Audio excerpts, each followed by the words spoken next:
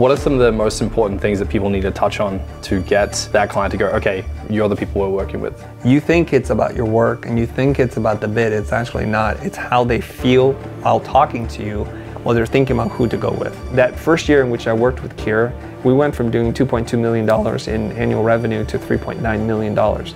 And I attribute it mostly to 3 hours of coaching. Your personal brand is you. It's the essence of who you are. It's your soul. It's your everything about you.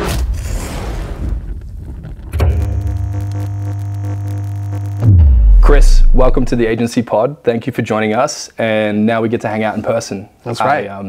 I don't know if you know this or not, but you were actually the first guest we had on our podcast. Oh, wow. Going back probably 3.5, maybe 4 years. And I just wanted to say thank you, man, because everything that we've created, the agency, the ability to make content, it does stem back to all your online resources and assets. And I remember when I was driving home after seeing Gary Vee on stage, and I realized I wanted to start a business. The moment I got home, I opened up YouTube and I typed in brand design and you popped up. And when I made the decision to start a business, you were the first teacher and educator that I dived into. And if it wasn't for your courses and materials, I don't actually think I would have created what I have right now. So I just wanted to say, thanks, man. Thank you for saying that. I appreciate you sharing that. It's wonderful to hear when you send a message out into the universe that it actually hits somebody and they take action and their lives are transformed because of that. Yeah, and my favorite one was actually the Stylescapes. Okay. That was the most interesting course that you created, because for me, trying to present mood boards to clients was an interesting one. Yeah. And I think what you were able to do with that is put a framework around how to think about facilitating the client through the process. Because I think us as designers can classically just go, we know what's best for the client. But how you present it and how you portray it through that facilitation of the client can tilt whether they agree with what you're saying or they go with your lead or they fight and rebuttal things. Yeah. So yeah, my whole team at Rival have dived into your courses and content, and we're constantly learning and tinkering. And I know you haven't had your agency for a while now, but yeah, man, those resources are amazing. Well, thank you. Yeah. And if your team has specific needs for something or a problem that you guys are hitting up against, if you let me know, I'll make a course for it. Okay. It's like I don't spend my time thinking about creative things in that way anymore as an agency, as a practitioner, but it is sitting on top of like 25 years of doing client service work. And I want to give credit where credit's due. I learned about the term and the concept from Jose Caballé, my mentor, and I just took his process, refined it, and taught it the way I know how to teach it. And it's such a intuitive tool to use that once you figure it out, you ask yourself, why haven't we been doing this all along? Yeah. And just to help to bridge that gap between spoken words and final deliverables, that if we can chunk the process down or scaffold towards it, it takes a lot of the pain and the frustration around endless revisions away. Yeah. So let me know, guys, if there are tools you're like, hey, this keeps coming up. What do we need to do? Yeah. And if it's something I feel enough people want it, I'll just make it. I think that's a part of your genius, is being able to chunk things down so they're palatable for the general market. I know you specialize a lot in helping creatives, but you also specialize a lot with people in business, understanding the power of creativity. For you, where does the origin of the business acumen in what you do come from? Was that from different mentors along the way? Because I know from previous conversations you were really obsessing over design, and then you were able to meet some people that kind of showed you the ropes. But who's been some critical characters along your journey that have taught you business and led you to where you are today? I'm going to answer that question, but I need to give you some context for what I'm about to say. Yeah. I think I'm a person who's kind of not trapped, but exists between two realities. There's the creative aspect of it, or the creative reality, which is I love to make things. I'm fascinated by color, texture, detail, and I pay careful attention to things that are really well designed, from products to websites and everything in between. And then there's this other side, the more logic, business-oriented person, the entrepreneurial person. That's a different reality. And before I learned to love design, I loved the idea of starting a business, but I didn't know anything about it. So even when I was like 11 or 12 years old, I was hustling, trying to figure out a way to make money. Mostly motivated by dumb things like being able to buy the things that I wanted, to have a sense of autonomy, not having to ask others for help to get what it is that I wanted. So I started to kind of have these kind of fantasies about, if I ran a business, if I could sell this, and I didn't know the term at that time, but it's called arbitrage, where you buy something at a certain price and then you could resell it for a much higher price and you make the money in between. Yeah. I understood that concept. I just didn't know how to really run a real business. And there weren't anybody within my immediate reach that I could reach out to and say, how do you run a business and what are the business fundamentals? So it would take many failures later before I could actually run a real business. Yeah. And now I'm going to fast forward to my timeline. I go to Art Center, I fulfill the other reality, the creative reality, and I think this is wonderful. And I start to realize really soon, I don't find it as thrilling to solve a design problem because I know this is going to come across a little funny to some people, but it wasn't as challenging anymore. Like once you learn the rules, and I learned rules really fast, and I can see the patterns and see how things fit in together, that design problem, the printed page, it wasn't as exciting to me as it used to because I was looking for a new challenge. Yeah. Right? So do you think that your desire to solve problems has been a big part of what's pulled you into the creative space? It just, to pull me, period. I would end the sentence there. I'm drawn towards figuring out problems. Yeah. And in the moment, it can be quite frustrating because you feel like, gosh, I wish somebody would just lay out the blueprint and I could just do that. Yeah. But I like finding problems that other people haven't been able to solve or haven't found interesting enough to solve. And then I want to put my energy towards that because I know if I can solve that, I'm pretty sure there are other people who'd want the same thing. Yeah. And like what you're talking about, the courses. So I'm fascinated by that. So when I'm out of school, I'm freelancing. I don't want to necessarily be in the room where everybody's grinding away on the machines in front of their screens. I want to be in the room where they're talking to the client. And I'm trying to figure out what do I need to do to be in that position. And that's kind of what leads me to where I start to run my business. And like many creative people, I thought if you have a hot portfolio, a reel, a website, that is enough. And I didn't understand it. It's very magical thinking that because you believe you're good, and because your immediate circle of friends and peers know that you're good, that the work would just find you. It was a dumb idea. If you really think about it, it's like, why would that ever happen? But I just thought it would happen. And until you learn from reality, you believe this. And so I'm sitting there, no client work, thinking, okay, I have a business, I'm burning money, and I'm also not taking a job, like a real job. So now I'm not only not making money, I'm not making money from the job offer that I already have. So I'm sitting here trying to figure it out. And so I go through this period for, I think about 2 years trying to crack the puzzle. Luckily for me, there are a couple of key people who have entered my life in a very fortuitous moment, serendipity, whatever, who entered and gave me just enough so I can get to the next mile marker. And that was critical. So that first person I would think is a person named Karen Rainey. Karen is a producer from E! Entertainment Television, and they were our clients, and she's a freelance producer. So one day I call up Karen and I said, I need help bidding projects and I don't know what I'm doing. And I think a lot of people in your audience, community, maybe people in this room can really relate. You wait all your life to have your dream client call you, but when they call you, you just realize you have a really big problem now. You don't know how to do the call. You don't understand what a brief is. You don't know what questions to ask. You don't know how to bid the project in a way that they're used to seeing. So those are like 4 really big problems to sort out. And that's what I did in the beginning. Because I was in LA at a time in which there were a lot of opportunity, I was getting offers that were way bigger than my skill set and experience, and I lost every single one of them. And it was really frustrating. It's kind of like being invited to the party and you make your way there and the person you want to dance with or hang out with, you can't get in that inner circle. So you're always on the outer edge looking in. So we would get invited to bid against the preeminent companies at a time, and it would just move around. Like whoever's the hottest company, we'd be considered for the bid, and we would then strike out. Each and every single time. It's so frustrating. And the way that I built the bid was, I sat there and it was almost like laying an egg. Like, what should the price be? And we don't even know. And I just put numbers on a I think we're using like PageMaker, I guess, InDesign today. Yeah. There was no rhyme or reason. It was like 2,000, 1,400, 1,300, and just add them up. And then just write something that... Create a list of different things you're doing, pricing either each things of them. I'm doing or things I'm delivering, and just a random price. And it's just like, does that number look good? Is it a charismatic number? 11,328. What's a charismatic number, real quick?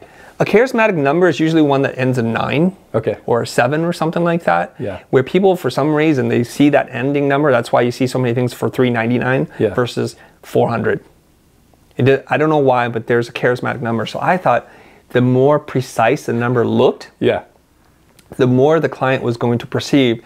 We spent a lot of time thinking about it. When literally I'm like probably playing Super Mario and like, let me just put in these numbers and I'll sit on it for a day.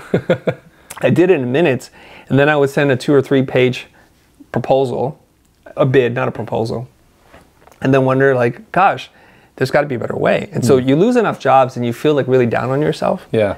And you think, that was a $60,000 job, that was a $40,000 job, and that money I could have used. Because back then, $60,000 would have lasted us a whole year. Yeah. I'd be living like high as a hog at that point for 60,000 grand, right? Because my overhead was so low. Yeah, it was just you at that time. At Blind? No, it was me and my girlfriend, and then later on my wife, and a couple of friends. And the way we worked was really weird because it was like kind of like a art commune.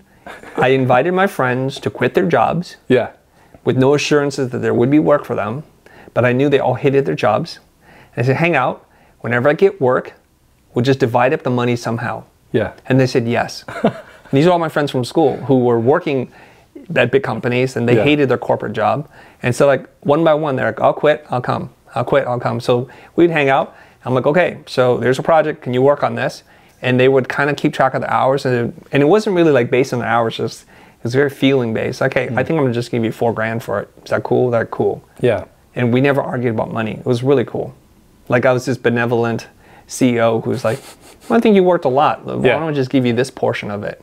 So I didn't even know in my own way I was handling it kind of like value base, paying my people value base. But they took a lot of risk because when there was no work, we'd just hang out. Yeah.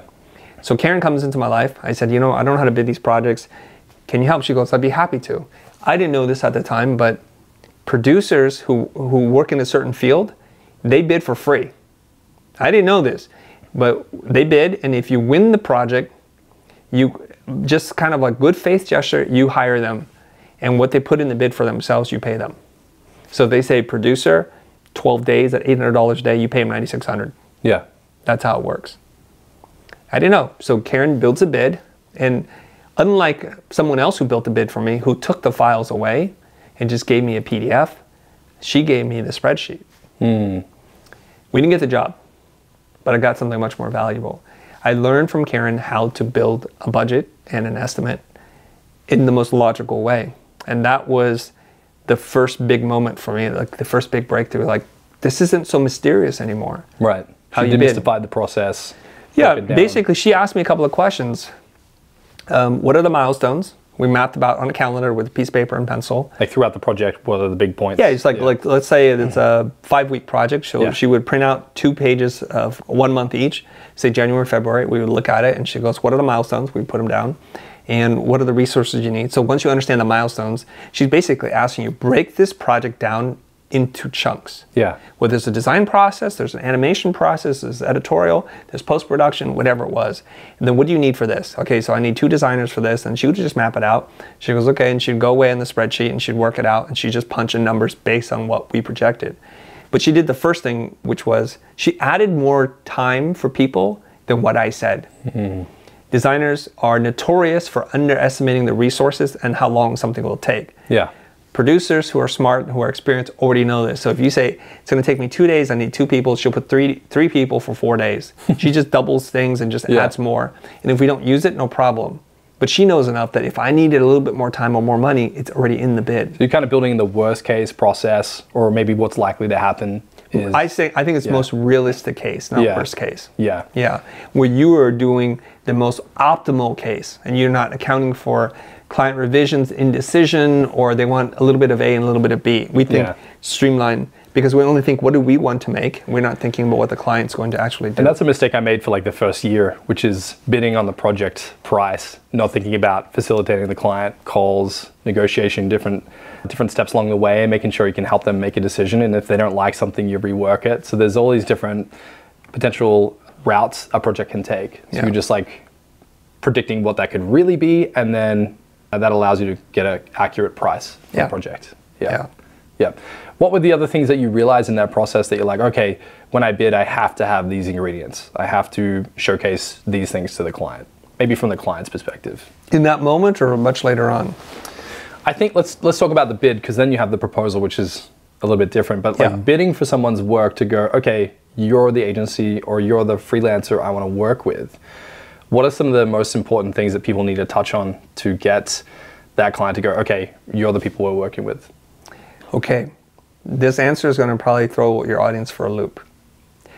You think it's about your work and you think it's about the bid. It's actually not. It's how they feel while talking to you, while they're thinking about who to go with. And so you start off with goodwill. And most of us don't think that. They think, well, the clients have 1,000 options. I'm just one of many. And they're just talking to me because they're just vetting people. Yeah. But what you don't realize is the clients are really busy. They are not going to agree to have the conversation unless they feel like they've seen enough from you to warrant a conversation. How do I know this? Let's just say you're a freelancer and you're working out of your bedroom and there are people in your inbox, in your DMs, constantly asking you for a meeting. Constantly. It doesn't matter what size you are, and you won't give them that meeting. And when you agree to give them that meeting, you've already made some decisions like, I like your tone, I like your approach, there was a good value proposition, a great offer I couldn't say no to, or you're like, oh my God, that person's reaching out to me, so they have some notoriety. This is cool. So when you agree to have a call, and it goes both ways, it means you both see value in each other. So there's a big shift that happens there. But in those days, I'm stressing out. I'm like, we're getting on a call. What am I supposed to do or say? And I didn't know that there are actual rules of engagement. And so I would wing it. And there's a problem with luck. My business coach, Keir McLaren, who's a pivotal figure in my business education, he said, don't mistake good fortune with having a good plan. What that really means is because it worked out doesn't mean you actually know what you're doing. Mm-hmm. And if you are in a position where for whatever reason, you're really hot right now, everybody's like wants that look, that kind of style, that edge that you bring to it. And then you're getting all this work. So you're like, I'm a genius marketer. I'm a genius brand builder. I have a strong personal brand and it's going to work. And then 2-3 years later, no one calls you. You're like, what happened? Yeah. And well, you're a genius marketer. You're a good brand builder. You have a strong personal brand, right? Why don't you just leverage that? Yeah. You have no clue what you're doing. You're just riding the wave. It's to say like you have a really good wave, like if you're surfing, like I know how to make waves. No, the wave happens with or without you. You just happen to catch it from time to time. But the people who can read the waves, who understand the rhythm, can always seemingly find the perfect wave because they understand something you don't. So getting on that call, you have to develop interpersonal skills. You have to be a great listener. You need to facilitate the conversation, and you're trying as best as possible to help the prospect get clarity on the problem so that they're inspired to make a decision. So I thought in the beginning it's all about, I need to prove my creativity, my expertise, to talk about my work, or to pitch ideas to you. And that's exactly the opposite of what you're supposed to be doing. Yeah, so you identified that if a client can come to a moment of, wow, I'm getting clarity just by talking to Chris on this call, that's enough for them to go, you're the person I want to work with. Yeah. Despite the credibility, despite the whatever. Yeah. Because I experienced something similar with Simon Beard from Culture Kings. It's not as prominent here in America yet. The irony with Culture Kings is they took American culture to Australia, sold it to Australia. Now they're selling it to Americans. But Simon Beard DM'd me on Instagram. And I was like, holy crap, man, this guy's like built one of the biggest fashion labels in Australia. And I got on the call and I said to him, after we talked for 30, 40 minutes, we just hit it off talking about marketing. I was like, man, you could go hire any agency. Why do you want to talk to me? And he's like, I just vibe with your content and you think different. Like there was that sense that I'd given him clarity through my content already. So my content was giving my audience clarity, and that was why they were getting on calls with me. And when we identified the clarity piece, that's when we started to really scale. But you're right, I would agree with that. And if there's other rules of engagement, if clarity is one of them, what are some other things that people need to be mindful of when they're on a call with someone that they might feel they're out of their league on, or, you know, that sense of imposter syndrome, like this client's too big for me, I hope I get this project, that can make people nervous? Are there other rules of engagement that you would need in that situation? Yeah. First, let's not undersell how important it is and how difficult it is to help people achieve clarity. Yeah. We can't just sweep that on the rug like, clarity, check, I got that one. It's not easy. You have to learn how to ask questions. And there are a couple of questions that you can ask that are kind of universal. There are different versions of it, but basically you just want to ask them, what is it that you need help with? what outcome or result are you looking for? And once you get an understanding of that, you're helping them articulate to you, but also to themselves, what is it they want to have happen. And then you want to ask questions like, what is the challenge for you? Like, what's getting in your way? What is the roadblock for you? Because if you wanted that and you already got it, we're not having a conversation. For example, if you're married, you're not going to say, well, my big goal in life is to get married. No, you already have that. Yeah. So we're not talking about that. But your big challenge could be, we're having some marital strife, and I need to save my marriage. Now we know what the goal is. So then we say, well, what's the challenge then? And we just listen. And they'll tell you things like, from my wife's perspective or my husband's perspective, I work too much, I'm not present when I'm there, and I seem disinterested in the family, the raising of our children. There's lots of those components. Or maybe we're not as intimate as we used to be. So you're hearing challenges and you're listening for the one that you think might be the one. And you're checking against your own life experience, what you've learned, and what is specific to the person. And then once they tell you what the challenges are, you're making sure that they're real challenges. And you might ask, like, what's the real problem for you then? Yeah. And it's like, you know what? I don't know how to balance this and this. Then you ask them questions like, what solutions have you considered? And they'll walk you through it. And it's a brilliant thing. And they'll say like, well, I could have date nights, okay? I can hire another person to delegate work to so that I'm not the person who's answering all the calls. Great. Of those solutions, which one feels like it's the easiest thing for you to do? What's the lowest hanging fruit? I'll do this, and I'll do this, and I'll do this. Is there anything else? No, I think that's it. So where would you like to go from here? Well, do you do guidance counseling or marriage counseling? I do. Would you like to know more? Yes, I would. I found this to be very helpful. So it's very different than the way people have their new business calls, what they think of as sales, and this is where they struggle. How do I know this? Just watch any of our role plays, attend any one of our live events, and almost guaranteed 99.9% of the people who show up to do these role plays, who are experienced, who have good intentions, crash and burn every single time. Yeah. And I'm left thinking, I guess you've never learned how to have a proper sales conversation. And so that's a big thing. So having clarity as the goal, now comes the work where, what if they say this? What if you say this? What happens? How do you respond to this? And it's a very difficult thing. Because you're tangoing with the client, because they could throw potentially things in your way that might not be real. It might be a complaint, it might be a real objection. Like, you've got to learn the rules of sales and the rules of engagement, and I understand. So even in my experience, many people that are trying to start a business as a personal brand or as a creative, as a freelancer, they think sales, like you said, is trying to, tell the client why they're great. But it's actually the opposite. Have the client tell you what their problem is, and then have them present to you what they think they should do about it. I think you're just guiding them through the thinking process. Yeah. Because it's hard to think.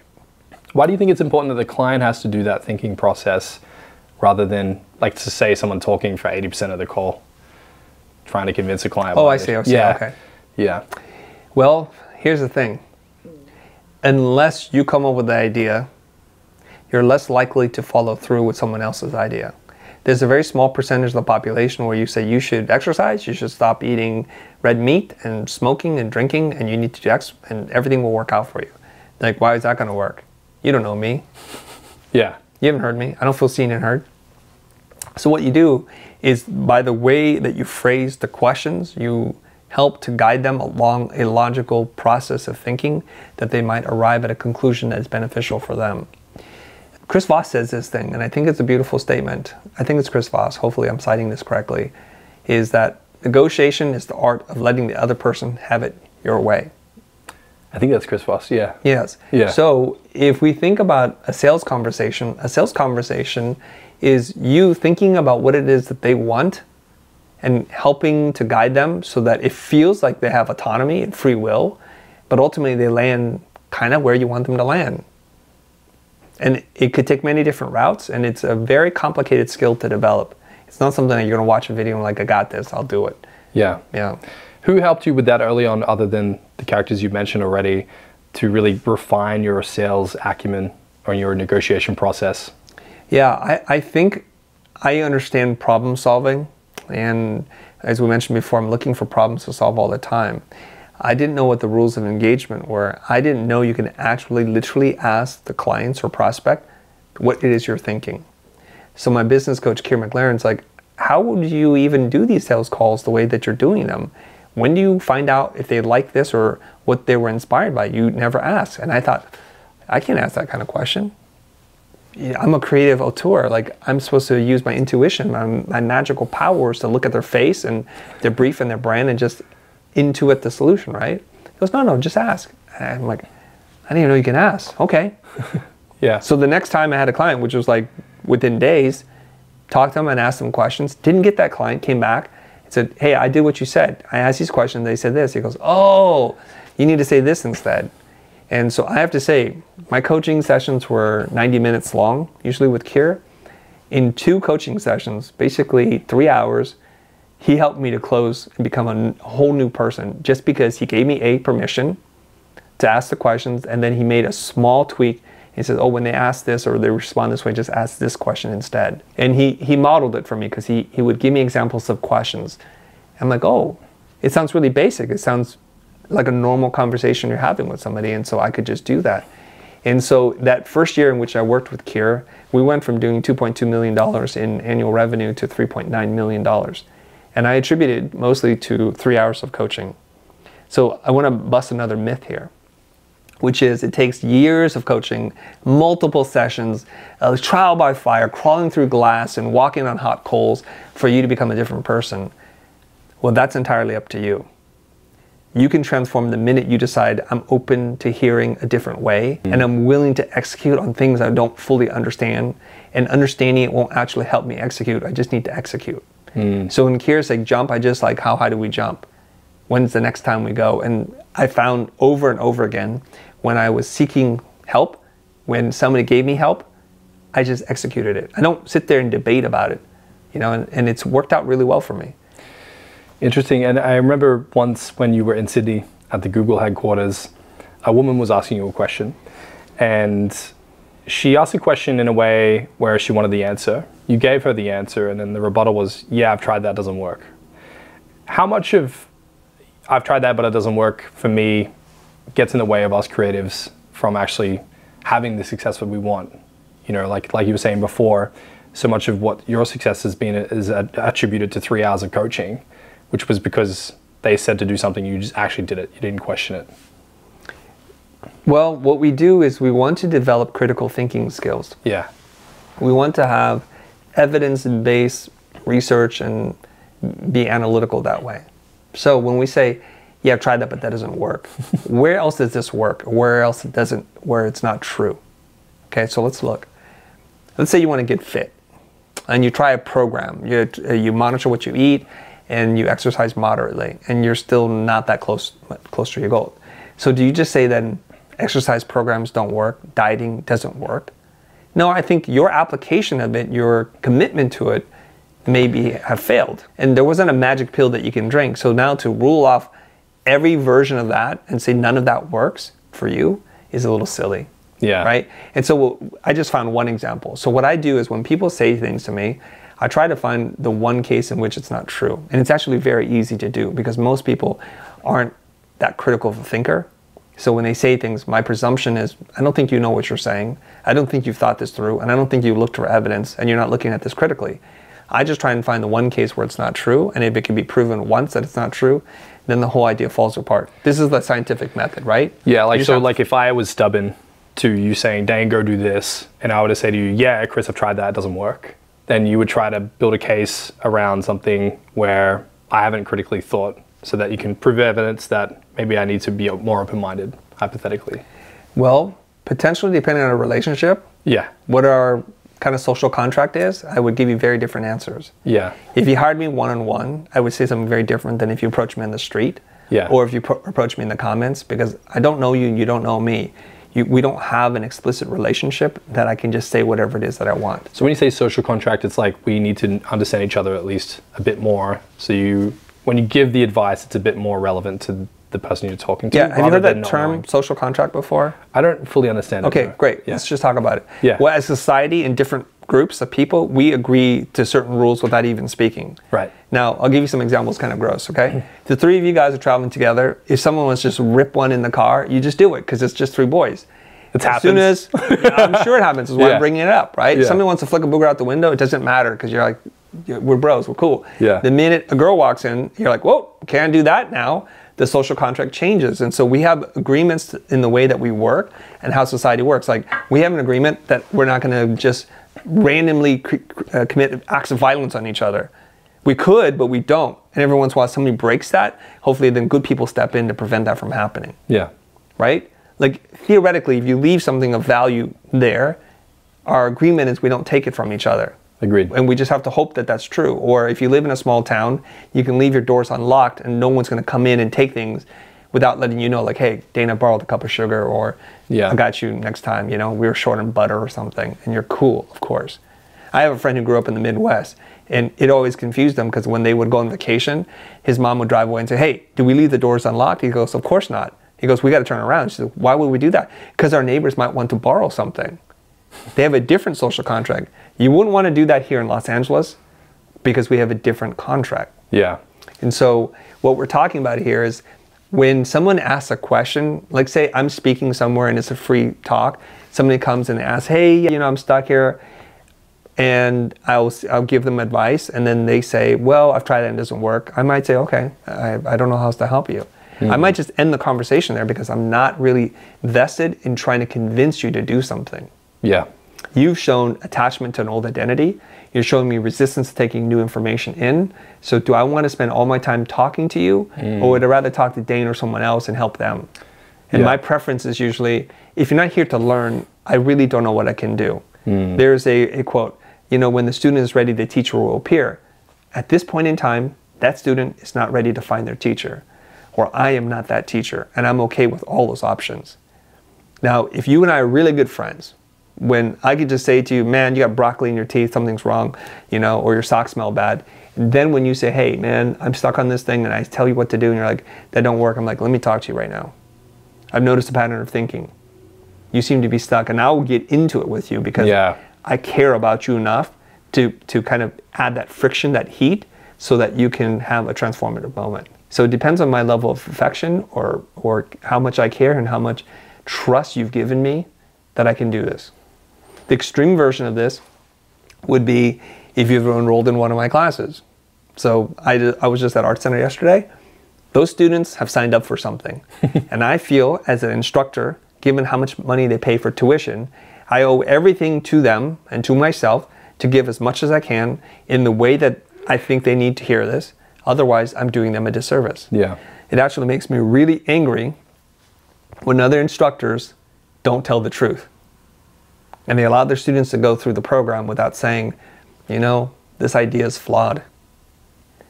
And unfortunately, it seems like the direction that we're heading in as society, at least here in America, is one of being very careful with words, and so that no one has any hurt feelings afterwards. And for me, unfortunately, sometimes the truth hurts a little bit. And I think that you've highlighted this perfectly. We're in these social contracts with clients, with our employees, with like everything that we do, friends, family, and so on. Like, we're in one together now, right? But like, if you were to say around what you just spoke about there, about the truth and the honesty when there's a different contract at hand, when someone's going through their tuition and they're about to embark upon their career, that's probably when they need reality the most. And I know that's gotten you into some hot water sometimes, but at the end of the day, I think like it's the right thing to do. It's the most kindest thing to do, is to tell people what honestly happens. And I think it was around where you were judging something on a panel. You were explaining this previously on the pod, where you were on a panel and you were giving honest feedback to students, and it got a little heated. It always gets heated, but I'm never in hot water. I just want to be clear. I'll clarify that then. You know why I can't be in hot water? Because I do things at my discretion. You can't take away something from me that I'm not afraid of losing.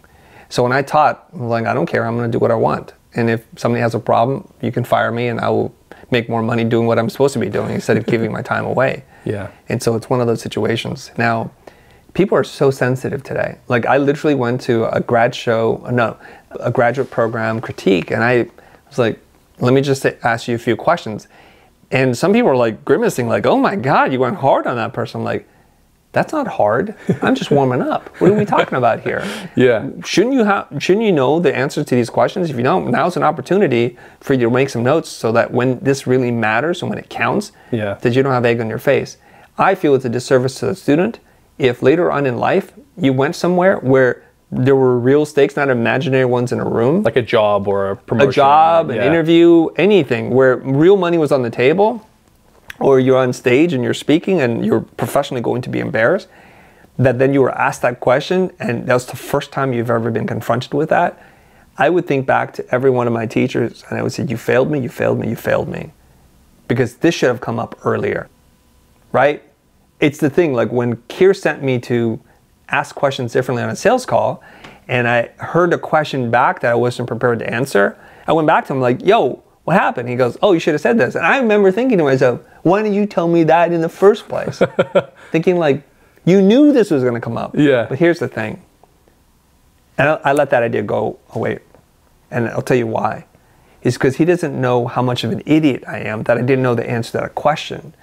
There's a form of cognitive bias where after many years of experiencing something, you forget that you once used to struggle with it. Yeah.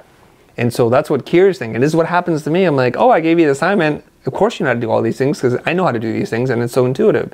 And then the student goes away and I'm like, wait, I got stuck on step 2. I'm like, oh yeah, that's right. I need to help you with that. Yeah. So Keir doesn't remember being an idiot, so he's not going to give me advice for idiots because he also doesn't think I'm an idiot and he thinks everybody already knows this. Yeah. Is that what you try to think of when you make content? You're like, let me channel my inner idiot. And just no, I actually have idiots in the room. They're usually my team. Affectionately, we're saying, I need you to pretend to be like a person who doesn't understand and would question and push back. So when I say something and there's a term that people don't understand, I'm like, ask right away. Even if you think you know or borderline you know, but you think the audience wants to know, you got to push back. Because I'm going to keep moving forward. I'm like a locomotive. I'm just going to keep chugging along thinking everybody already knows everything. And so if you have people that are on your team are like, what form of cognitive bias is that, even though they know? Because the audience doesn't know. And you can help them that way. So when you were building your team, Blinds, and the team that you have around you now at the future, what are some things that you like to look for from your team? Like how do you make sure you have a good level-headed team around you that are thinking the right way, operating the right way? Are there certain things that you look for? Because I noticed that whenever I've met anyone from your team, they're phenomenal, very creative, very articulated. Like there's a bit of an energy or an aura to your crew. Yeah, I think that I've learned this the hard way, which is to hire people who share your core values. Yeah. And so many years ago, Keir's like, what are your core values? Because we should hire people that have the same values and beliefs as you because the company is becoming quite toxic. And he knew that because I told him, like, I don't like the people I work with anymore. The mistake that I made in the past was I hired based on talent. And so when you have a lot of talented people around, they can be total jerks. They can be closed-minded, they can be arrogant, and they can be really difficult people to deal with. And Keir used to say to me, you're not good enough to have an attitude. Meaning if you're world-class, you can have an attitude. But guess what, friend? You're not world-class, so we're going to learn how to work with people. And so what I realized sooner than later was I had a bunch of superstars that weren't willing to work together, that were just super combative, and the office became toxic. And there's an expression, it only takes one bad apple to ruin the batch or the bunch. And so a couple of people in your company is a couple too many. And it created this weird internal battle, like we were eating ourselves alive when we should be a united front working towards a goal. And so when there was an opportunity for us to disagree, we just turned on each other and it was a really bad thing. So I went and read a book by Tony Hsieh called Delivering Happiness. And it was just an accident because somebody had said, oh, Chris, I read this book, it changed my life. I'm like, come on, a book changed your life? That's a little bit hyperbolic, don't you think? And then someone else says, hey, there's this Tony Hsieh guy, do you want to go see him? I'm like, okay, that's more than once. That's a sign from the universe. Time to go see Tony Hsieh. He was on his book tour. Happened to be stopping in Santa Monica, and a friend of mine said, I have an extra pass. Would you like to go? I'm like, I guess I better go now, because if I refuse, then pie's on my face, right? And so I go, and Tony Hsieh's there, talking about his company, his culture, and sharing all these stories. And I walked away like, I better go read that book now, because that was pretty awesome. I read the book, and the book is probably the most important book that you're going to read on culture. What I found amazing about Zappos and Tony is that they run a low margin business selling something that's a commodity. Yeah. Yet they're able to infuse culture into everything that they do. And they don't have Google money. They don't have Facebook money. And so they are very inventive with how they do culture. So when you say culture, what's your definition of that? Good. That's a good question. Yeah. See, so we make assumptions about words like culture. It's like they have a shared set of values and guiding principles that they honor. And it permeates everything that they do. So in the book, he talks about like companies with mission statements, right? The things that are usually carved into the walls and the lobbies. Yeah, and we're all about integrity. Yeah, or community, innovation, blah, blah, blah. Yeah, he goes, you know what? Cover that up and ask any employee what the mission statement is, and very few of them will be able to tell you. Even the CEO doesn't know, because it's this complicated wordsmith, multi-part sentence that makes you feel good but doesn't mean anything. Yeah. So if you don't have a mission statement or values that you can act upon as a filter as to what to do and what not to do, then you have nothing. It's just air. So you start to set a list of values. Like the 10 Commandments could be considered a set of core values that Christians share.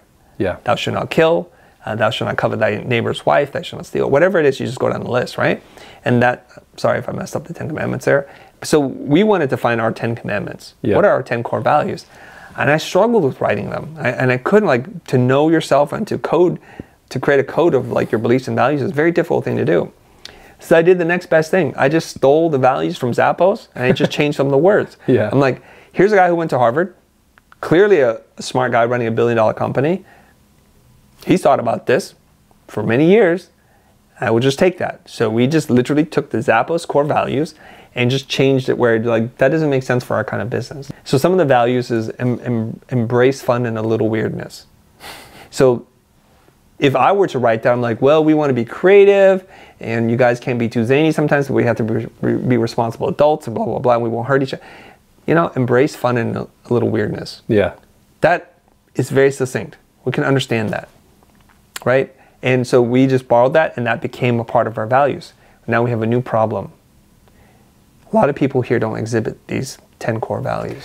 Yeah, which is, you know, for our listeners or what have you, you know, a common thing I've seen happen lately in a lot of businesses. I don't know if it's due to COVID or, you know, everyone coming back into the workplace instead of work from home or whatever it is, but a lot of people are having challenges with their workplace culture and they're really stuck with like, what do I do with it? And is it too far that I can't remedy it? Like, you know, let's just say someone has a business and they've got 20, 30 employees and it's not quite where they want it to be. What are some things that, other than introducing the commandments, that they could start introducing into their business in the event where people don't actually align with what the values are? Yeah. Yeah. Values are not useful if you don't live by them.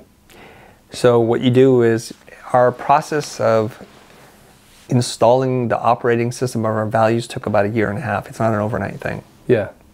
So first we say, these are our values. Let's have a conversation about it. And everybody, from appearances, like we're all in. Cool. Some people quit immediately. And you're like, okay. Once you're clear, they're like, I don't buy into that. And then some people, you're like, clearly we can move degrees, but we can't do a 180 on this. I have to let you go. Yeah.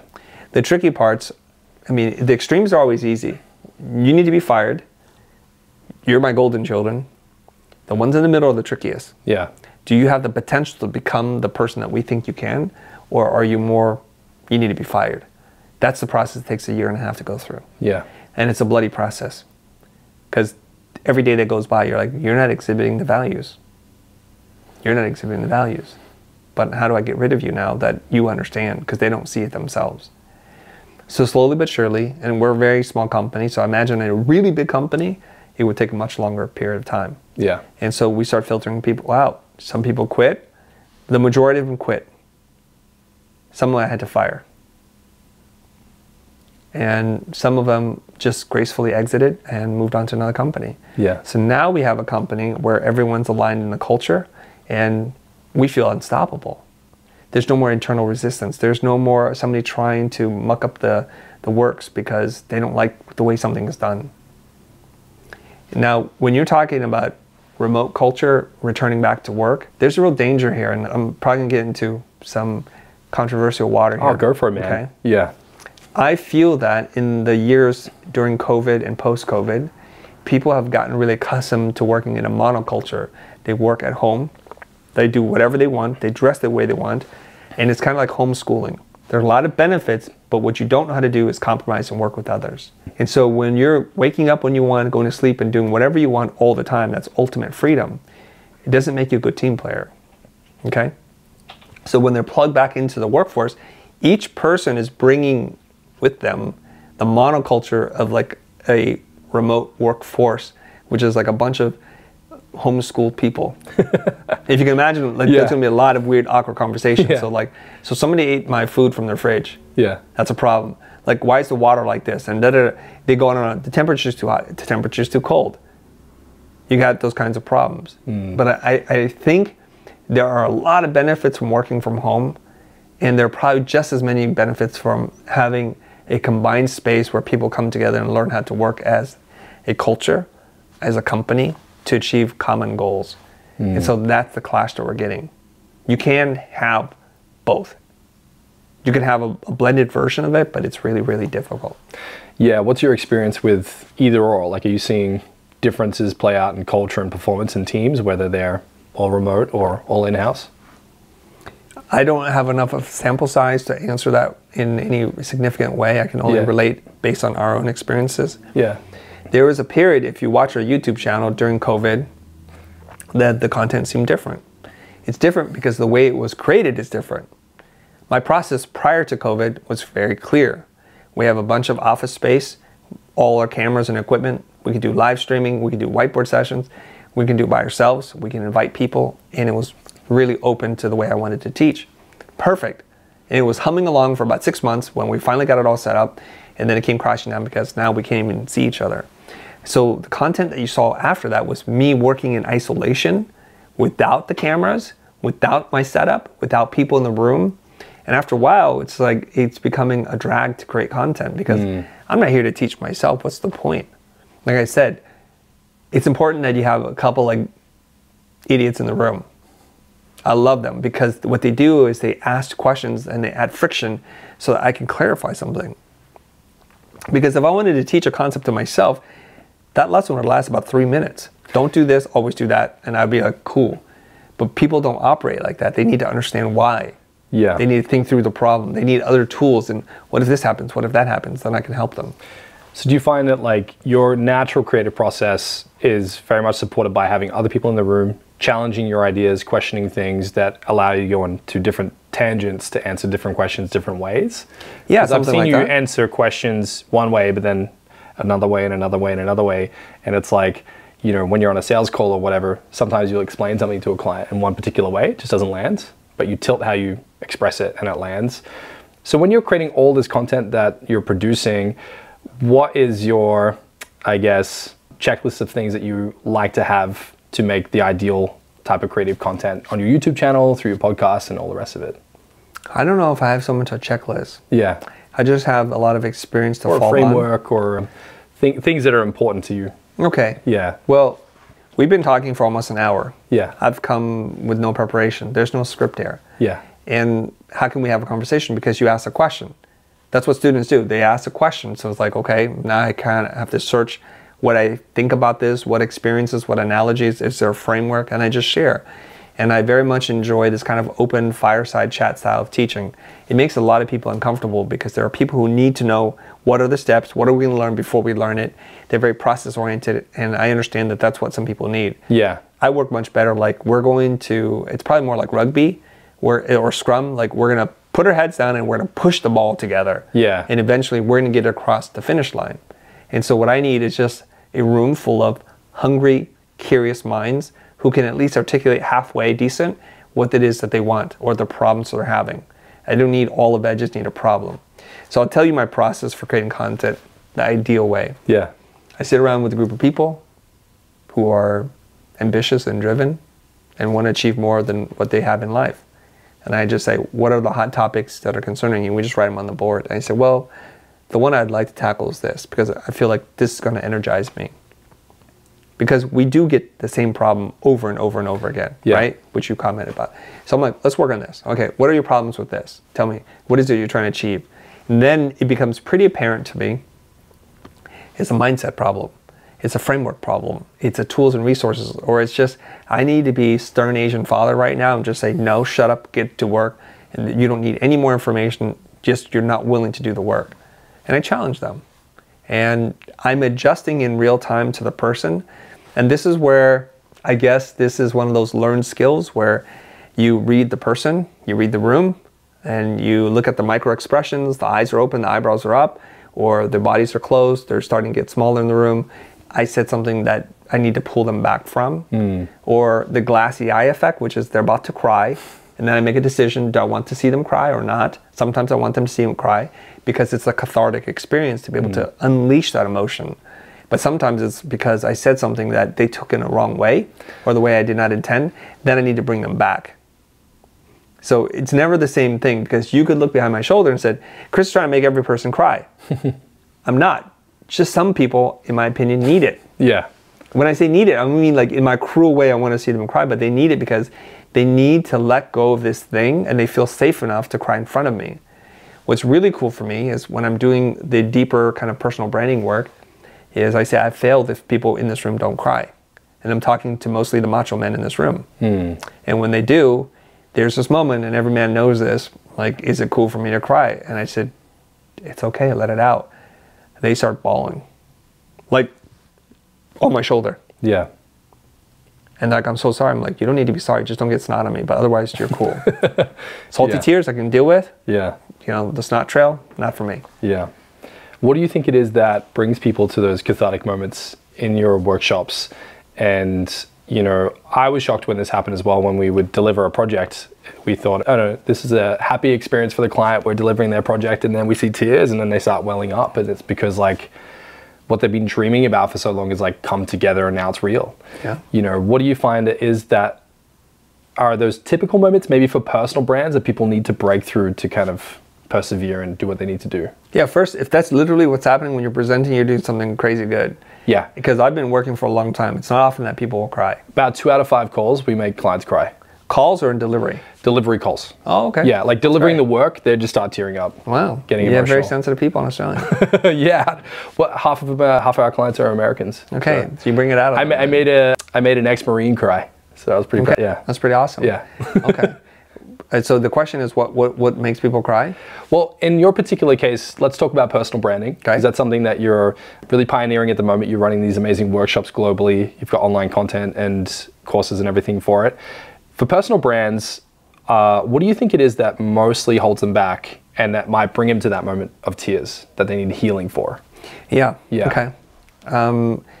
It's mostly because we're all adults who have been conditioned to act and think a very specific way. And it's pretty universal.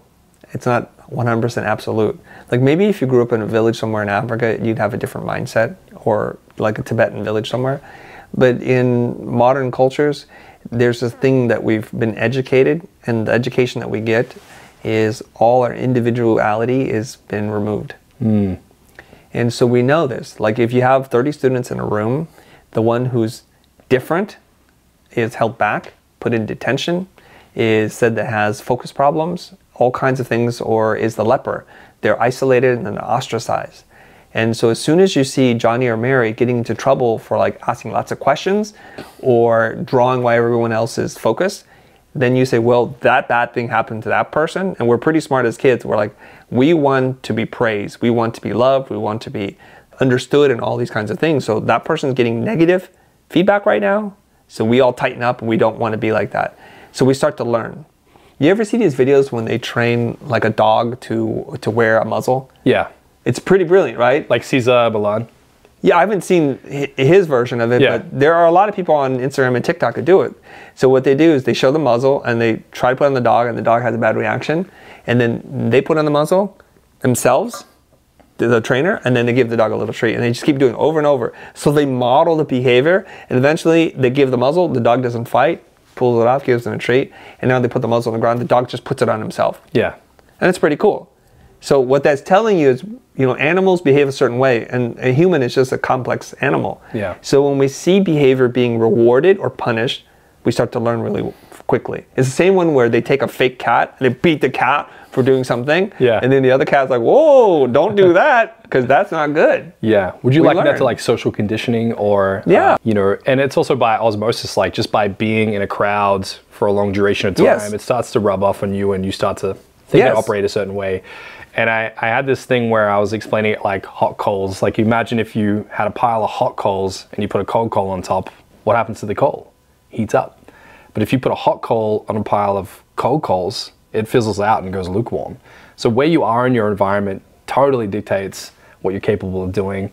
And I think, yeah, that unconscious social conditioning piece, like the beaten cat or whatever, it affects all of us. Do you find that like when people come into your workshops, they're usually trying to fit in more than they're trying to be themselves? Well, they're not aware of it, but they've been trained for however many years they've been on Earth to fit in. And we all are trying to do that. Yeah. Because we're social creatures. The position that's most tenuous and most fragile is the person who has no support. Think about it. The three of you have arrived in force, and you feel safer because of that. You guys can cruise into Venice Beach and feel relatively all right. Yeah, we felt pretty safe Right? You together. did. Now, drop but off when I was one- alone last night, I was a little bit like, ooh, should I be alone? You know, yeah. Yeah, well, you have to be a little bit more vigilant in how you're fitting into the environment. Yeah. And you'll feel safer. And it's the same way that when there's a bunch of guys or a bunch of girls together, they feel braver, stronger. They're willing to do more crazy, stupid things because they have a false sense of security there. Yeah. Right? Yeah. So that's the challenge there. So we've all learned to just quiet a little bit of part of ourselves and to fit into a very specific mold. Yeah. Because just remember, the weirdo kids got beat up. That could have been you, or you could have been doing the one pounding people down. And it's happened. So again, it's not that different than the cat getting pounded. That person's weird. 3 guys just beat him up. Or 2 girls just tore her apart. Don't be weird. Right? So Yeah. don't stand out. Yeah. Do not stand out. Conform. So we learn to go along to get along. Okay? So what's happened now? Now we're adults. And I think creative people, if you self-identify as a creative person, I don't mean you paint or draw, but if you solve problems with novel solutions, you're a creative person. The creative person is the child who survived adulthood. The child who remembered who they were. And if you think about creative people, we're divergent thinkers. We don't fit in the mold. We're outcasts. Yeah. And especially if you grew up in a traditional family, we're like, what are you doing? Dane, why are you wasting your time doing this? You know you'll never measure up to anything doing this. You're going to be poor and you're going to be living in it and you're going to come back and don't expect a hand from me. I'm not saying somebody said that to you, but that is typically what happens. Yeah. This is a very risky thing to do with no assurances that any of it's going to work out. Even within creative circles, we're like, yeah, you're starting a business? Good luck. You'll be out of business pretty soon. We already know this. It's not an easy thing. So we're the nonconformists who survived childhood. Okay. Now, when we talk about personal branding, which is very different than corporate branding, we have to get in touch with who we are, not who we pretend to be, because that's all we've been doing. So I kind of describe it as like us wearing the mirror mask. It's a term from a Neil Gaiman, Dave McKeon comic book, The Mirror Mask. And I've taken it that we wear a mask stuck to our face that mirrors how we think the world wants to see us. Right. Okay? Yeah. Like, you're trying to project yourself in a certain way. to be accepted. Yeah. That's all. Yeah. Actually, you're picking up on cues all the time and you're adjusting all the time to the people in the room. For example, if you go out later today and there's a stereotype that Australians like to drink, but let's just say... We love to drink, yes. You do, right? That's correct. Okay. Yeah. So let's say you're with a bunch of Aussies, you're like, let's get smashed, like more beers, more pints, whatever. And maybe you didn't want to drink because you have an early morning tomorrow and you want to stay clear and focused. Yeah. But you're going to feel compelled to do what the group wants to do because you don't want to be ostracized. Yeah. It takes a very strong-willed person who knows themselves, who's willing to say, you know what, you guys enjoy, I'm the designated driver. I'm going to make sure no one gets hurt tonight. It takes a lot of inner fortitude to be able to do that. And I want to relate to one little thing. I'm going to get back to the thread here. I went to a parent conference at my child's school, and there was a doctor, and he had written many books, and he talked about this thing. He goes, you know what? What is parenting? Parenting is you downloading your operating system to your children, such that when you're not around, they make decisions similar to the way that you want them to make decisions. So the parents who are constantly, don't do that, what are you doing, checking with me all the time, they are robbing their children of autonomy, and there's no way that they know for certainty that the children have inherited the operating system. He goes, the strong-willed children, the ones who fight with you, the ones who don't want to go to bed at a certain time, don't want to eat their vegetables, he goes, do whatever you can not to break their will. Children are not like horses to be broken, because he says, here's what's going to happen. When they're in high school, when they're in college, and friends are trying to lure them into doing bad things, that will that you broke them of, they can now no longer stand up to their peers. This is like a hit home moment. You think about it. Okay, I know you have a little one, so just remember this lesson, Dane. Yeah. No, this is hitting me personally, because like as a child, I'm not going to go into the details, but let's just say my will was very much broken until I was about 17. Yeah. So like for me, yes, like goosebump moment, because I think, yeah, like if you rob someone of their willpower, it makes life extremely difficult. And it's harder to come back from not having it than having inherited it from your childhood. Yeah, you want your children to be, within a certain degree, wild stallions that have some rails so they don't go crazy, so they don't hurt themselves or other people. Now you need them to have really strong will, because when everyone's cheating on a test, they're going to say, no, I'm not going to do it. Yeah. When everyone's shooting up heroin, they're like, nope, I'm not going to do it. Yeah. Right? And you need that. Or in a crowded room, when somebody's getting hurt and no one's doing something about it, you want your child to say, you know what, stop everybody. And you know what, I might get like a little broken up about this, but that video with George Floyd and how the cops were like choking him, he was gasping, he's clearly helpless. Yeah. I saw a lot of people in that group. I'm upset at the cops, but I'm more upset at the people who are bystanders who could have prevented the needless death of a person. Yeah. To say that, guys, he's on the ground, and get involved, because if enough people get involved, this would have stopped. Yeah. But no one got involved. Yeah. And that's the thing. You need the courage to be able to stand up true to your convictions and your values and your beliefs. That's what your courage is for. So you don't want to break the will of that. Now, get back into personal branding. Yeah, no, I think you touched on a really good point there. And we've had, you know, I don't know if you've seen the news in Australia, we've had some very unfortunate events play out with stabbings. And, yeah, I saw that. You know, and the first thing I thought of was like, oh my gosh, if I'm ever a bystander, what would I do? That's where my brain went immediately. And I was like, yo, I need to go do some jujitsu. I need to like, you know, I immediately went to the extreme, which is I never want to be in a situation like that where my family or I are vulnerable. So then I was like, I need to take massive action. But back to personal branding, for you and for the people that are going on this journey, I noticed there's usually kind of like 5 or 6 things that crop up consistently. One is, I don't know my niche, but I want to come up with the perfect plan before I start. Okay, I understand. So I'm going to blow a very specific dog whistle for the people who want to hear what it is I'm about to say. Okay. The vast majority of the people will not hear this nor understand this, but I'm on a crusade to kind of share my beliefs and thoughts on what a personal brand is. Yeah. Okay.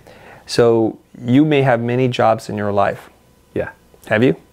Yeah, probably 20, 25 jobs. Are you defined by the jobs that you do? At different points I had been. Okay. Now I don't feel so. No. Right. Yeah. So once you figure out who you are, you're like, wait a minute, there's the things that I do, but you are not the things that you do. Okay? So it is not advisable for people to define their personal brand based on what they do. I can help people find their niche, but that's got nothing to do with their personal brand. Your personal brand is you. It's the essence of who you are. It's your soul. It's your everything about you. That's your personal brand. Yeah. So you don't need money to do it. There's no such thing as a perfect plan. There's just action. And it's like something that's more parallel to you having a conversation with your therapist to unlock the layers that you've been repressing and buried for a really long time. This is why people cry, by the way. Yeah. When you open that up, you start to learn who you are. There's a concept in therapy, and I was reading about it, or in psychology, in a book called, The Psychology of Sales, of all things, by Brian Tracy. He writes that one of the most radical inventions of discovery in psychology is called the self-concept. The self-concept? It's called the self-concept. Who am I, and what makes me, me. It's pretty wild. So for me, personal branding is about, well, who the hell are you, Dane? And what makes you, you? And that is just the beginning question. That's the opening salvo, because It's an overwhelming question. it is an overwhelming question. Where do So I now- start? Right. Yeah. And most people are like, I've not even thought about that. I've just been busy working. You're like, whoa, slow down. Like, yeah, that's a Right? good question. So then we have to like slowly take one small question at a time to start to unpack this. And I have some tools for you. I don't want to leave the audience like, now what? Right? But finding your niche is different. Finding your niche is fairly easy to understand, difficult to do. Yeah. Okay? Your niche is your market where it overlaps with your passion. And that's it. So if you want to work with entrepreneurs that are women between 25 and 45, that's your market. Yeah. That's not your niche. What is your passion?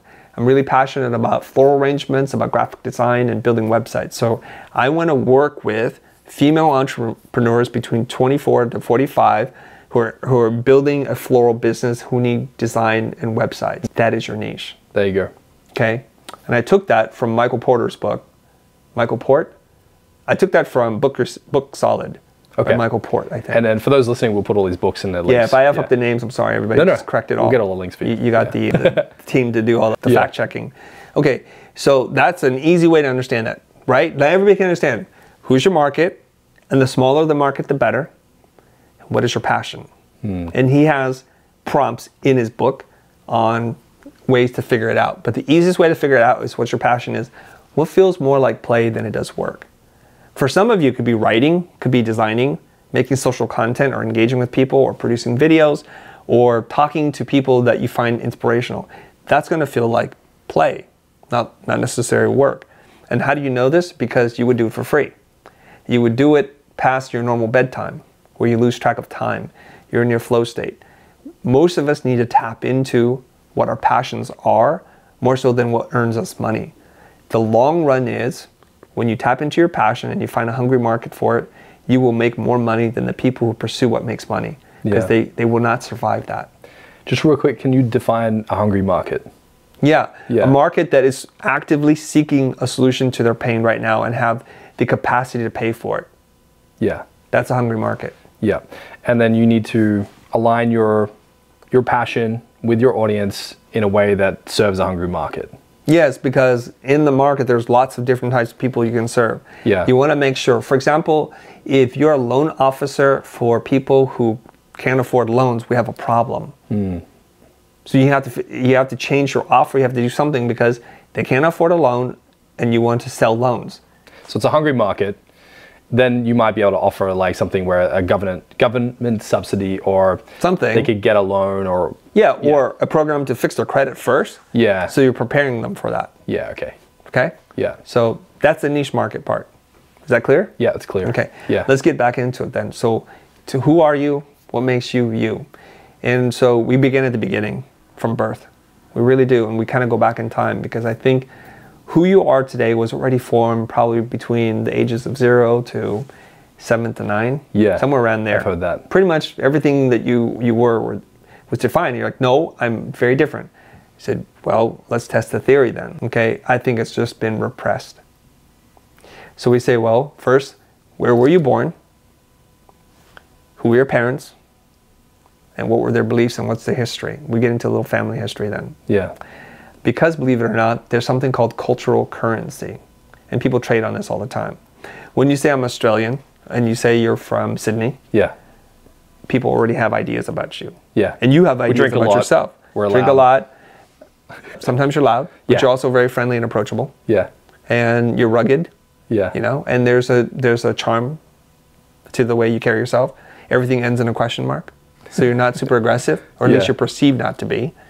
And perception is reality. And so that's your cultural currency. If I tell people I'm Japanese, or I'm Taiwanese, or I'm Chinese, they have ideas about it. Yeah. Good and bad. Every culture has Like good and bad. presuppositions. Yeah. They're kind of pigeonholing you, or their brain's trying to add hashtags to you and put you in a category. Yes, essentially. Yeah. right? Yeah. And those things, for better or for worse, are what you trade on, and you don't even know this. So you just need to know how people see you first, and then how do you see yourself? Most of us fit into the culture in which we were raised in. Yeah. Some of us, very small percentage of us, break away from that culture so we're an anomaly, right? So what do we know about Asian culture? We know that we're very studious. We're stereotypically good at math, right? Yeah. We tend to conform. We don't go against the grain too much. Yeah. And we're fast social climbers in terms of socioeconomic ladder. We know those kinds of things, right? Yeah. And you might even say some of us are more passive, and you might say some men are more effeminate, but those are all stereotypes. Some true, some not true. Yeah. That's the cultural currency, right? And what I try to do is ask myself, do I want to play to type or play against type? Okay? And that's a decision I've made. Do I want to use the like Asian card, so to speak, or not? Yeah. Yeah. Well, when you think of somebody like Arnold Schwarzenegger, Yeah. what's his type? Yeah, he's do you definitely think? he's definitely, I would say, playing into his origin and his heritage, but he's a total anomaly. He doesn't fit in. He's against kind of everything. Mostly. Yeah, mostly. Yeah, but Yeah. if we say, okay, when you cast Arnold for a movie, at least Yeah. back in the heyday, Yeah. he's a leading man, he's strong, Yeah. he's unstoppable, right? Yeah. And that's the movies he's put in. Commando, Got you. Predator, Yeah. Terminator. You know, those Yeah. are the kinds of movies he's in, right? That makes sense, right? Yes. Okay. And then he plays Twins Yeah. with Danny DeVito. He's also in all the comedies. Yeah. Then he does these comedies. So now he's playing against type. Yeah. You see how that's working now? Right. It's either for or against. Well, you either play to or you play against. Yeah. Okay? Yeah. So there are certain roles that actors will play that you would not accept them in. There are characters who always play the bad guys, you notice? Yeah. They're never cast as the hero. Yeah. Because of their face, their voice, they don't get to be the good guys. Yeah. Some actors are very versatile and they get to play all kinds of roles. Gary Oldman is probably the penultimate example of a character who is so, or person who is so versatile that sometimes you're like, he was in the movie, I'd even know. Yeah. Didn't He's even know. incredible. He's Yeah. incredible. He's a magician. So most of us fit in a certain character type. Yeah. Have you ever seen Brad Pitt be like an evil serial killer? No, he's always like the cool, suave, Pretty much always. pretty boy. Yeah. The ladies' man, the Yeah. cooler than cool, ice cold baby, yeah. right? Yeah. And it's because either his agent or they've decided we cannot be this person Yeah. for our image and our self-acceptance and Yeah. the public's acceptance of it. Yeah. Okay? Now, it may not be true, but those are decisions you need to make. So So these are things that exist, right, in Hollywood and stuff. they exist in Yeah. society. Yeah. So we just borrowed the idea from Hollywood, which is, are you playing to type or against type? And every one of us has a type. You have tattoos. You know, you have shaggy blonde hair. I mean, people think certain things, you Yes. know. You're from Sweden, you're from Germany, you're from America, you're from Italy. Yeah. Hot-blooded, you know, or logical from Germany. You know, it's like, Yeah. it's all these things. And that's called cultural currency. Okay. So if you meet somebody and they're like, you know, I grew up in New York City, I'm African American, you already think certain things about Yeah. them. Good and bad, Yeah. right? And so then when you meet, and I'm sorry, I'm probably going to get in trouble for this, but if you meet, like, there was a movie, it's called Anna, something like The Spelling Bee, a brilliant black girl who's like the spelling champion in this movie with Yeah. Lawrence Fishburne, I believe. I haven't seen it, but I'll check. Yeah, it out. and she was like this anomaly. So we're like, whoa, a genius black kid? That should Yeah. not be the anomaly. That should not be against type. No. But people have been put in certain categories, right and wrong, and then they break the type. Right. So would you say that people are when building a personal brand, they need to identify what their social currency might or might not be, and then are they playing to their type or against it? Yeah, the first part is just awareness. Yeah. So we look at your origin. Where were you born? Yeah. Who are your parents? What is the history? Yeah. That's just part one. Yes. So the city in which you were born says a lot about you, believe it or not. Who your parents were. They're both doctors. You know nothing about me, now you know something about Yeah. me. Yeah. And so you need to tap into that. So first is awareness to take inventory of all the things that you might be, Yeah. okay? The next question I ask people is, where do you live now? So if you live in the same city that you were born in, that says something about you. If you travel all over the world and you live in a totally different place, that says something different about you. You can't choose where you were born, you can't choose your parents, but you can choose where you live. Yeah. You made choices for a specific reason.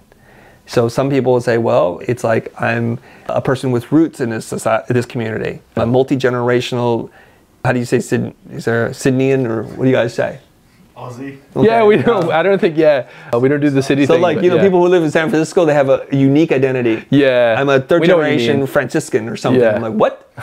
So there's a lot of tribalism, identity, you know, Yeah. there's things like We're that. starting to get that kind of stuff. Yeah, I'm sure. But I would say, like, for me, I grew up, I was born in Sydney. Yeah. But then I grew up in Queensland in a place called the Sunshine Coast. And that's kind of where maybe my cultural identity was Yeah, where the built. rednecks are. Yeah, it's where our rednecks were. And we Yeah. were surfies and, like, you know, beer drinking and bush stuffing and all the rest of it. Yeah. Then I moved back to Sydney, and it's a very different cultural You experience. found culture again. I feel like I don't quite fit Okay. Sydney's Yeah. vibe, but that's cool because it's just, you know, I've now identified who I am. Yeah. So you're saying that people. There's another arc there, by the way. Okay. Yeah. Yeah. What would that be? That arc is a stranger comes to town.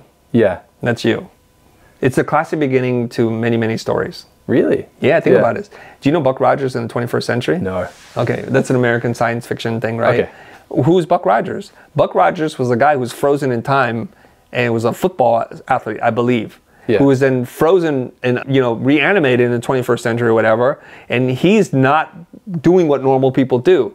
He's more swashbuckling and he's just a little bit more aggressive because he's at that old American football Yeah. mindset. And the society has grown soft. That's Yeah. Buck Rogers, right? Yeah. And what is Wally? Wally's a stranger comes to town. Wally's a trash robot that was left behind now trying to figure out his way again, Yeah. right? A stranger comes to town. Interesting. That is you.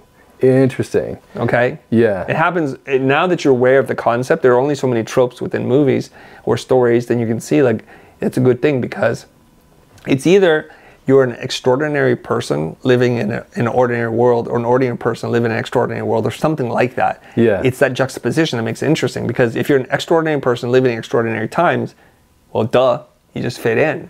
Yeah. So, okay, Blade Runner 2049. Yeah. What was that about? Yeah. Okay. Stranger comes in town. Stranger comes to town. Yeah. Spoiler alert. He's an android, Yeah. right? Yeah. He's a synthetic person. He doesn't know he's living in the world of humans and he has his dreams, or he actually knows, but he dreams that he's a real person. It's like Pinocchio, right? And then when he discovers he's actually a synthetic person, not a human, it's heartbreaking. Yeah. Ryan Gosling, Yeah. right? So you are the stranger comes to town. So when you start to know a little bit about your history and why you feel out of place, these are things that are clues for your past and who you really are. Yeah. Okay. And these are all like pieces of the puzzle that make up.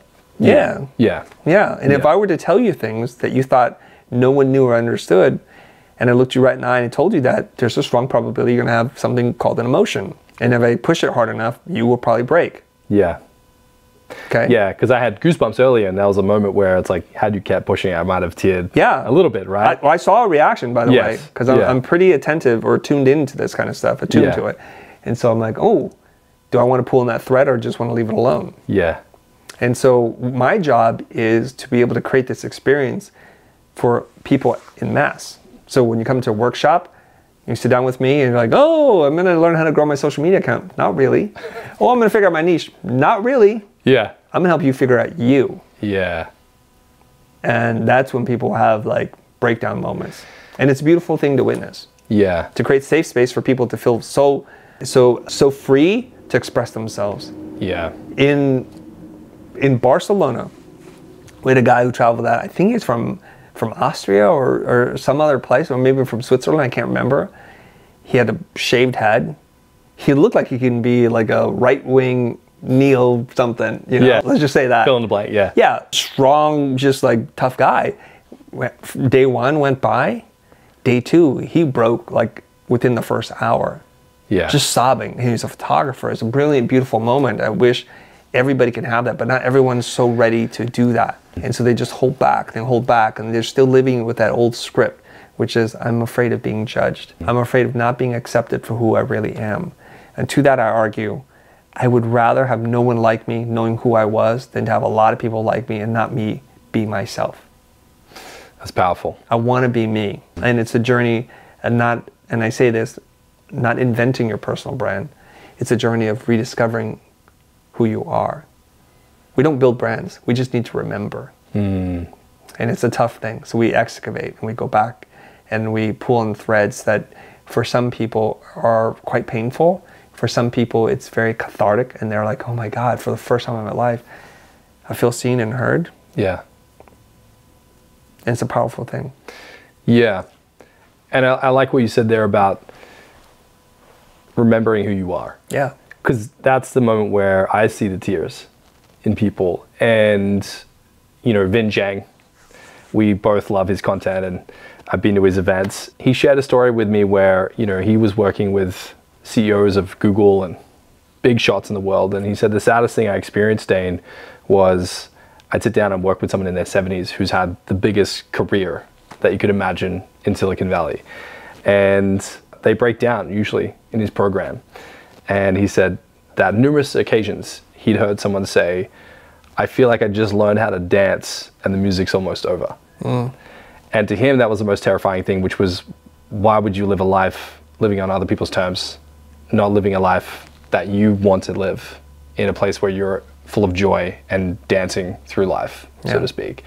So do you feel like the majority of the people that are looking to build a personal brand need some kind of breakthrough around their identity and what they stand for and remember who they are? Well, I don't want to put on my God hat, so Yeah. I don't think anybody needs anything. Yeah. I think when they're ready, they'll be ready. And you know, my reaction, if it was a 70-year-old man who lived this life, I wouldn't be sad at all. Yeah. I'd be thrilled for them. Yeah. Better now than never, friend. Yeah. You still have life ahead of you. And so the mistake a lot of people do is they don't understand how to be present, to be here right now. Most of us are looking in the rearview mirror to see where our glory days were. Things were always better. Yeah. And so they live with great sadness. Or people are looking forward to a future that has yet to happen. And by comparison, where they're at in their current state, it seems pretty terrible. Yeah. In the future, I'll be fit. In the past, I was smarter. What does that leave with that?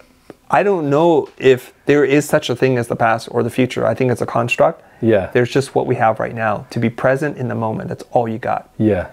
And so if you look at it, it's like the oxygen that fills my lungs is here for the moment and is gone. And that's that.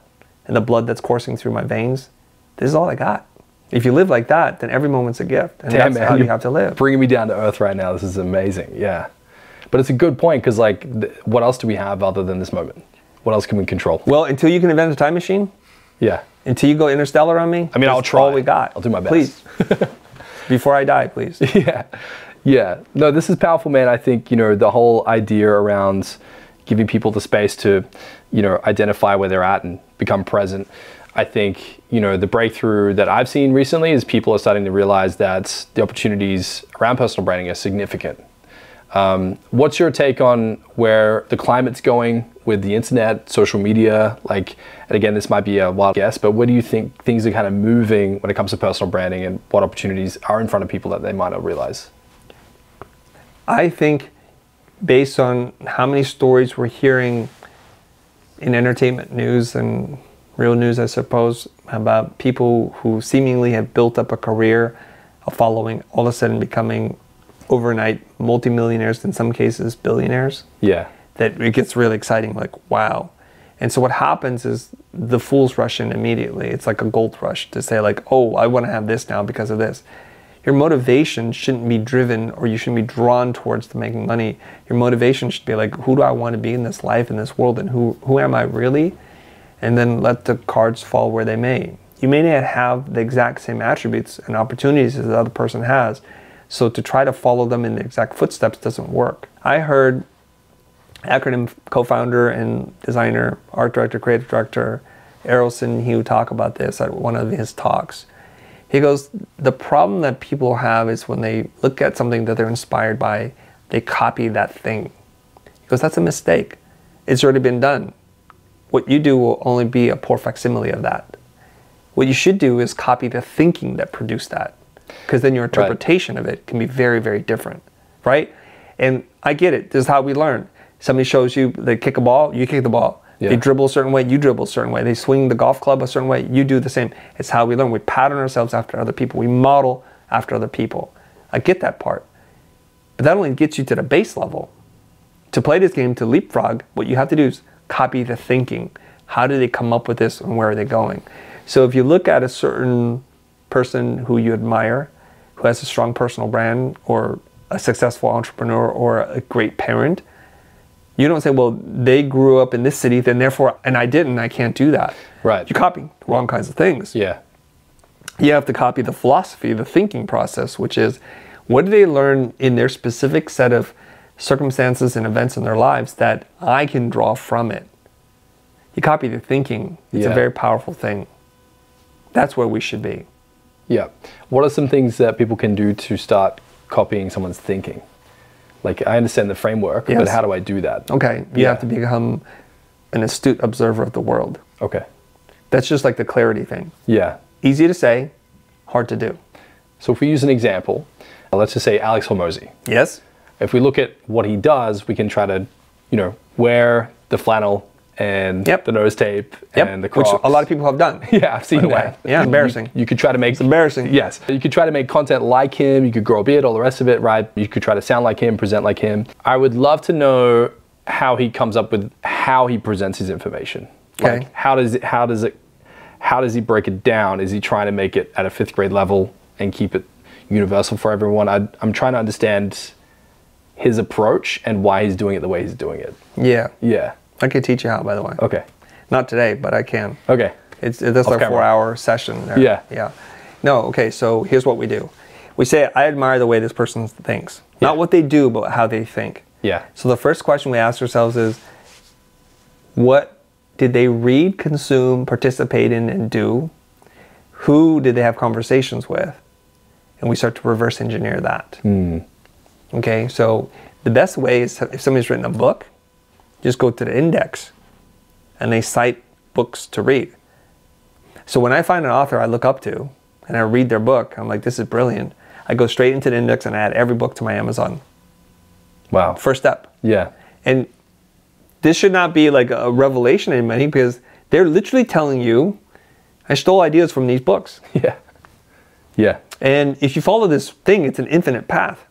It's a thing that branches out, like the sacred timeline just keeps branching out, right? So the roots of a tree. You go get the next book, and then you... And then there's 10 more books, and sometimes there's 300. It's like, what? How can you do this in your lifetime? Just order all the books. Books are cheap. Highest ROI if you read them. Yeah. The next thing I think I can glean from him, he may not be a prolific reader, but he's a deep reader. He'll read a book over and over again. I think he's talked about this. He's mentioned that 4 or 5 times. He has. Yeah. So believe him the first time he tells you. I've read this book multiple times. Because it's not about the volume of content you consume, it's about the volume of content you retain. So I've done this before. I'm like, read this book, Dane. Read this book, Bobby and Mary, and then let's come back and talk about it. Without the book open, tell me an idea that you got from it. And more often than not, they cannot tell me anything. Cannot tell me a single thing. And then I've asked my team before. I'm like, okay, I gave you this book. There's only 84 pages in it. Tell me one thing that you've learned. Well, I'm not really good at paraphrase. My memory doesn't work like that. I'm like, tell me one in your own words, anything that you can get from this. So here's the problem. We'll go back into how we're socializing, right? When we're given a book to read, what do? We read it to forget it, to say that we've done it. Interesting. Okay? I've never thought of, I know this is simple, but that's prolific because I never thought of it that way. So when you were given a book to read in class, it's like, because I have to take a test. Right, and you're conditioned to think of books like that. Yeah. So first of all, it's a punishment, not a reward. So our mindset, the frame that we look at this, is not even good to begin with. So it's like every page is like fingernails on a chalkboard. And it might be unconscious, right? I almost think it's conscious. Yeah, okay. I think you know. Yeah.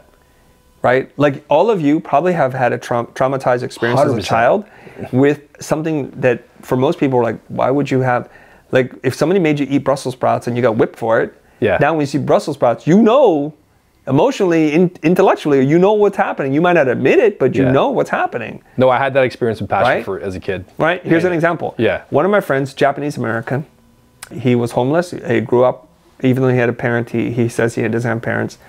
He worked in a supermarket when he was a kid just to make money because he's homeless. And he would be in the back picking tomatoes, right? They would boxes come in and he would put the rotten tomatoes over here and the ripe ones over here. So if you do this long enough, he said, tomatoes have a very specific smell when they're not good anymore. He says, I cannot come near tomatoes right now because I want to throw up. Yeah. Pretty powerful. Yeah. You and I are like, pass the tomatoes, bro. Yeah. I love tomatoes. He's like, don't get them near me. I cannot stand the smell. And so he's always asking, what's in it? What's in it? Like in salsa, anything. It's like, I cannot have anything that still looks like a tomato. Yeah. Traumatized by it. So that's what's happening there. So we go back to Hormozi. He's like, you know what? Reread the book until you learn what's in the book. So we have to have a different relationship with reading. We have to say when we read, we are empowered, we're informed. And the best thing that we can have is an informed opinion. Yeah. So when you read a book and you can't tell me what the book is about, any insights, if you can't apply it, if you can't teach it, I say reread it again. If it's a bad book, move on to the next book. But I think what people do, and this is a social media thing, oh, look at, I read this book. Here's the 12 books I read last year. I'm like, who cares? Tell me one thing. Yeah, what did you learn? Probably can't tell me a single thing. Yeah, and I think even in one book, there's so many things to action that it takes time. If it's a good book, yeah. Yeah, so like when I read Hormozi's book, I was like, oh, there's a lot of great things in here. We sat down with that team, we were having conversations around how do we make an irresistible offer? How do we make a guarantee on branding, which is tricky because there's a lot of legwork and it's all custom. It's I think sitting with some of the chapters and ideas and then going, how do I actually execute these as well? And then coming back and again. Yeah. Yeah, that's a really, really powerful insight. And for you, Chris, on that point, what are some books that you would recommend that people, other than the ones you've mentioned already, that are some of your favorites that have really helped you in your career with everything that you're doing now? When people ask me that question, I say, well, what do you want to learn? And then I'll give you a set of books based on that. Let me articulate it. So if I'm looking to grow personal branding and produce content and become a household name in my industry, what books would you recommend? Okay. First, I'd say no single book exists. But I can point you into things that you'll have to connect the dots for yourself. Yeah. I would probably read Marty Neumeier's book, Brand Flip, to understand what branding is in the 21st century. He's written 6 or 7 books on branding, and I think it's relatively newer, so it's kind of more up to date and a reflection of where we are. I would probably read How to Tell a Story by the Moth Group, because part of branding is telling a story, and they are a nonprofit that allows people to tell their stories, and there's wonderful things that they've observed. I would read Kendra Hall's book, Stories That Stick. She's an expert speaker, champion storyteller, and she breaks it down pretty succinctly. I would read some version or some interpretation of Joseph Campbell's The Hero's Journey, because I think people need to understand that. There's probably a book that you need to learn on communication, and probably another book on like maybe tribal branding or why people buy or do what they do. Is it tribe or tribal branding? There are like 10 or 11 things that need to happen for you to have like a cult-like brand. Oh, I see. Yeah, he talks about ceremony, secret language, rituals. He has a list and it's pretty powerful. Yeah. And he has a talk, and the talk he maps a wedding. Right? Yeah. He says a wedding ceremony. It's got there's the secret words, I do and forever, death do us part. There's the ceremony of sometimes you break glass, throw rice for fertility, catching a flower. That's who's going to get married next. There's all kinds of things, and he talks about Starbucks too. Starbucks, and there's a strange connection between brands, tribal brands, and cults. Very similar. Yeah. You learn to speak a secret language. Yeah. Okay. And I watch a series on Netflix on how to become a cult leader. It's very interesting. Yeah, I watched that too. Believe it or not, I was learning brand tips from that. I was like, oh, interesting, Yeah, there's popular, unpopular idea that some of the influencers that you speak to or follow highly recommend reading books on how to start a cult. Yeah. Because you can use these principles for good or for evil, that's up to you. Yeah. But one of them is to have a secret language.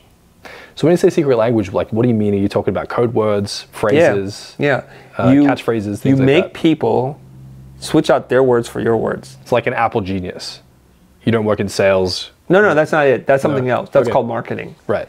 So when you go to Starbucks, you don't order the small, medium, or large. You order the something venti trenta. Yeah, right, I see. So they force you to use a different language so that you're saying, I'm enrolled in your community. I'm part of the tribe. I see what you're saying. Yeah. Okay? Yeah. And they have symbols too. Okay? Nike has a symbol. So you wear the Nike symbol, you're part of the Nike tribe. Yeah. You wear the Adidas symbol, you're part of the Adidas tribe.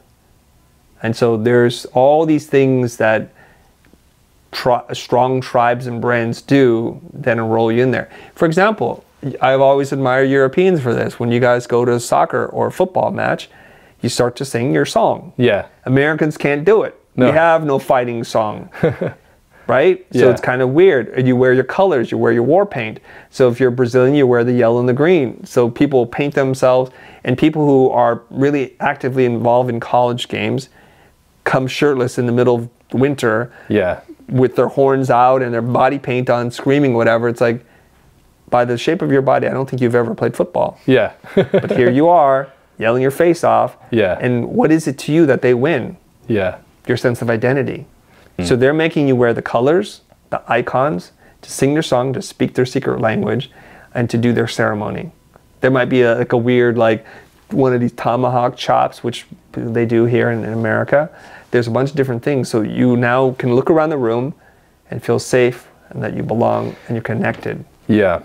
Yeah. So like those are some of the ideas. It's interesting because we see it day to day and we just see it as normal. But when you hear like the word cult, you just immediately go to like the bad, the ugly kind of stuff. But what we're talking about is like influencing, you know, how humans think, operate, and behave around our brands, around our ecosystems, our identities, or what have you. Yeah. There's common words: cult, Yeah.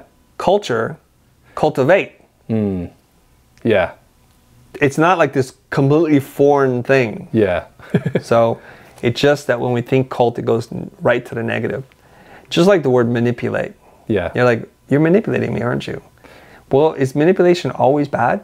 The answer is no. In several cases, it's very good. When you go to a chiropractor, what do? Manipulate your bones. They manipulate your bones so that you can have better posture or so you can be pain-free. And when you work with a sports coach, what do? They manipulate your swing. That's what they do.